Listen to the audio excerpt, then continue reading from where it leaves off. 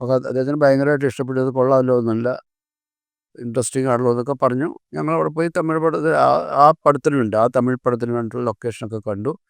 തിരികെ വന്നു കഴിഞ്ഞിട്ട് ഷൂട്ടിംഗ് തുടങ്ങുന്നതിൻ്റെ ഒരു ഘട്ടത്തിൽ അപ്പോഴത്തേക്ക് കാസ്റ്റിങ്ങും കാര്യങ്ങളൊക്കെ ആയി. മഞ്ജുവിനെ കൂടെ തമിഴിലേക്ക് ഒരു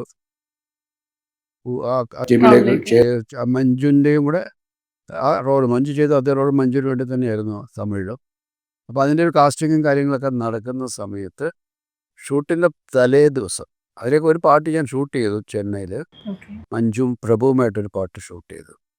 പാട്ടെന്ന് വെച്ചാൽ ഒരു ദിവസം, അത് തമിഴ് സിനിമയുടെ ഒരു രീതി എന്ന് പറയുന്നത് അവർ മാർക്കറ്റിംഗ്, അതിൻ്റെ ഒരു എന്താണ്, ഒരു ബിസിനസ് ഉണ്ടാക്കാൻ വേണ്ടിയിട്ട് അവിടെയൊക്കെ ഇങ്ങനെ ഏരിയ വൈസാണ് ബിസിനസ് നടക്കുക. തമിഴിൽ ഒരുപാട് ഏരിയകളിൽ നിന്ന് ഡിസ്ട്രിബ്യൂട്ടേഴ്സ് വരികയും ഒരു പ്രോജക്റ്റ് തുടങ്ങുമ്പോൾ അവരുടെ കൂടെ ഇൻവെസ്റ്റ്മെൻറ്റ് അല്ലെങ്കിൽ അവരുടെ